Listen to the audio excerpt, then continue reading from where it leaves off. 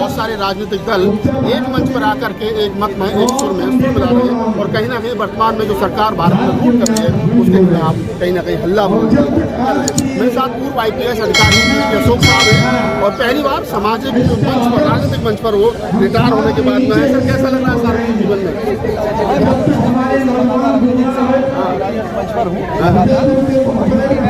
मोर्चा के माध्यम से हम लोग काम कर रहे हैं।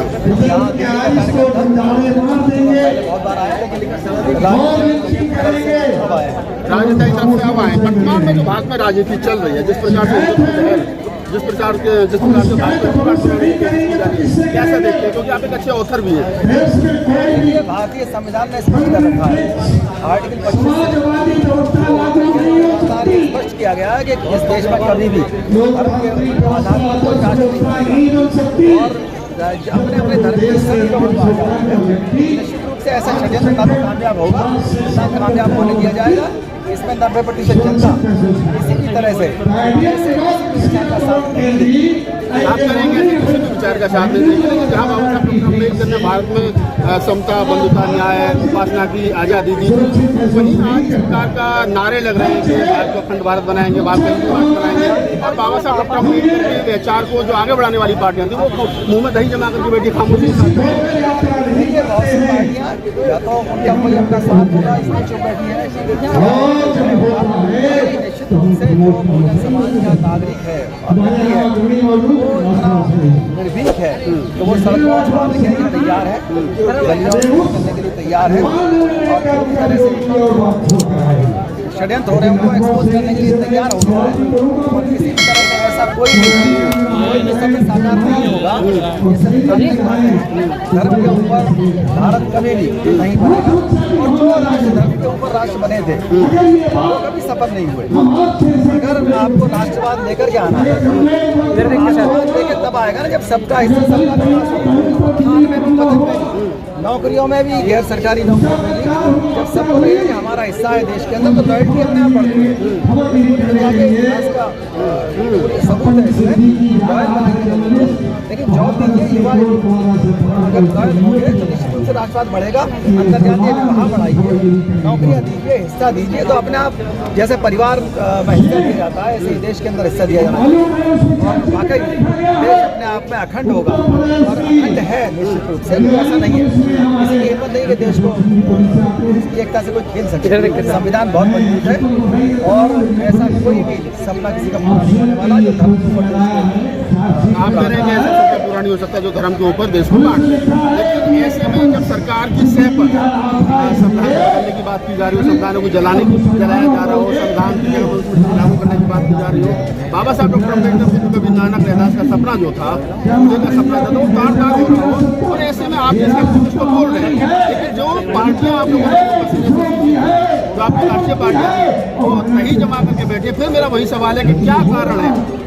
देखिए कहीं ना कहीं है काम कर रहा है और कहीं ना कहीं कोई षड्यंत्र काम कर रहा है और उसी में कहीं ना कहीं किसी की कमी जो है मतलब उभरती है। इस पर मैं विस्तार से नहीं कहना चाहूँगा। निश्चित रूप से ये जो आपका इशारा है बहुत से ऐसे राजनेता हैं जो स्पष्ट रूप से चीज़ों को नहीं कर पाते, लेकिन मैं स्पष्ट रूप से कह रहा हूँ कि हम अपनी जान की बाजी लगा करके इस देश के अंदर सेक्युलरिज्म को, संविधान को आप कहीं बचाएंगे। लेकिन फिर सवाल हो जाता है कि वर्तमान समय में बहुजन राजनीति पर कहाँ गए? बहुजन राजनीति का विकास हो रहा है। आज राष्ट्रीय स्तर के नेता ये समझ गए, अन्य पार्टियों के लोग भी ये समझ गए कि हम बहुजनों के साथ हैं। जो जागरूकता बहुजनों के बीच आनी चाहिए वो धीमे धीमे आ रही है बहुत तेजी से। कोई दिन ऐसा नहीं जा रहा बहुजन चेतना ना बढ़ रही हो, हिस्सेदारी की चेतना ना बढ़ रही हो, षड्यंत्र बढ़ रहे हैं, लेकिन फिर भी बहुजनों का युवा आगे आ रहा है। बहुजनों के अंदर राजनीतिक चेतना बढ़ रही है। जो चेतना पहले अकेले नहीं थी, वोट की चेतना थी, अब वो टिकट की चेतना है। और ऐसा हुआ है 2017 में, 2022 में कम हुई राजनीति,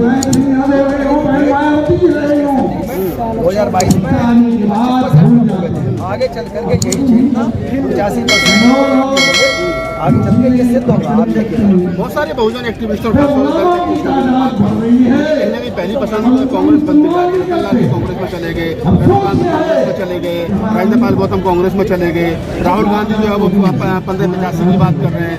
तो क्या कांग्रेस पहली पसंद बन रही है? देखिए आर्टिकल 326 में आदमी को राइट मिला हुआ है, फ्रीडम ऑफ एक्सप्रेशन मिला हुआ है, फ्रीडम ऑफ एसोसिएशन मिला हुआ है। कोई आदमी किसी पार्टी में जा सकता है और उसका कोई कटौती किसी को करने का अधिकार नहीं है, जिसको जहाँ अच्छा लगता है। यही भारतीय संविधान की खूबसूरती है। लोग तो कह रहे हैं रतनलाल जो है वो दलित हो गए, हरिजन हो गए, गांधी का हरिजन हो गए। देखिए ये षड्यंत्र होता है सोशल मीडिया पर। जब भी कोई नया काम शुरू होता है तो उसको उसके ऊपर काशा लगाते हैं। लोग छोटे थे लेकिन समझदार थे। जब काशा किया था उनके ऊपर बहुत सारे इल्जाम लगे, बहुत इल्जाम लगे। हर पार्टी को ये माना जाता है पार्टी लोकतंत्र में पार्टी बनाने का, नई पार्टी ज्वाइन करने का, दूसरी पार्टी करने का लोगों को अधिकार है। उस अधिकार से जलन क्यों है? और अगर किसी को जलन है तो वो अपनी पार्टियों में सुधार करें, अपनी पार्टियों में अट्रैक्शन बढ़ाएं, अपनी पार्टियों में हिस्सेदारी बढ़ाएं, अपने संगठन में हिस्सेदारी बढ़ाएं। हम तो साफ खुला कहते हैं, देखिए वहाँ पर जाइए जहाँ आपको संगठन में जगह मिले, आपकी हिस्सेदारी मिले, आपकी संख्या के अनुसार। जहाँ पर मंत्रिमंडल में अगर सरकार है तो मंत्रिमंडल में जगह मिले, ट्रांसफर पोस्टिंग में आपको जगह मिले। अगर आपको हिस्सेदारी कहीं मिलती है या किसी पार्टी के मैनिफेस्टो में आपको लगता है कि यहाँ हमें सबसे ज़्यादा न्याय मिलेगा, तो उसका मैनिफेस्टो कंपेयर कीजिए और वहाँ जाइए। एक सवाल और ले लेते हैं चलते चलते कि राहुल गांधी ने कहा कि हम नई कांग्रेस बना रहे हैं, ये बापू और अम्बेडकर के विचारों की कांग्रेस मंच पर नारा लगता है जय बापू जय भीम। तो राहुल गांधी जैसे नेता पर विश्वास किया जा सकता है? देखिए कोई भी नेता जो अम्बेडकरवाद के प्रति रुझान है निश्चित रूप से उसकी बात सुननी चाहिए, क्योंकि अम्बेडकरवाद इस देश का सॉल्यूशन है, जिसमें न सिर्फ स्वच्छकार समाज के व्यक्ति के लिए जगह है, माइनॉरिटी का भी उसमें स्थान पूरा है, वही स्थान है, और जो इस देश का समान है उसका भी स्थान उतना ही है। इसमें परशुराम चंद्रवादी प्रोफेसर थे एक प्रयागराज यूनिवर्सिटी के, उन्होंने कहा था कि जब मनु ने संविधान बनाया तो बाबा साहब के पुरखों के लिए कोई जगह नहीं थी, लेकिन जब बाबा साहब ने संविधान बनाया तो मनु के बच्चों के लिए उतनी ही जगह छोड़ी है बाबा साहब ने जितनी जगह अपने बच्चों के लिए छोड़ी है। तो अम्बेडकरवाद इस देश के लिए सोल्यूशन है और इस बात को लोग समझ रहे हैं। अगर कोई भी पार्टी इस बात को सिद्ध करके एक सॉल्यूशन लेकर के आए हैं बाबा साहब अम्बेडकर के सिद्धांतों के ऊपर, तो निश्चित रूप से उनका विश्वास तो बढ़ेगा ही बढ़ेगा। एक लास्ट सवाल है कि जो अधिकार बाबा साहब अम्बेडकर ने बड़े कष्ट मुसीबत से दिलवाया, इस देश के दलितों को पूजनीय बना दिया, वोट का अधिकार वो चोरी हो रहा है और चुनाव आयोग, इलेक्शन कमीशन और विकास जो है बिल्कुल दो हाथ के मुँह है। देखिए अभी भी वोट चोरी होती है, वोट चोरी क्यों? वोटों की डकैती और लूट होती है। चोरी जो है वो 5 से कम लोग जब शामिल होते हैं तब वो चोरी कहलाता है अपराध। DNS और IPC की धारा है।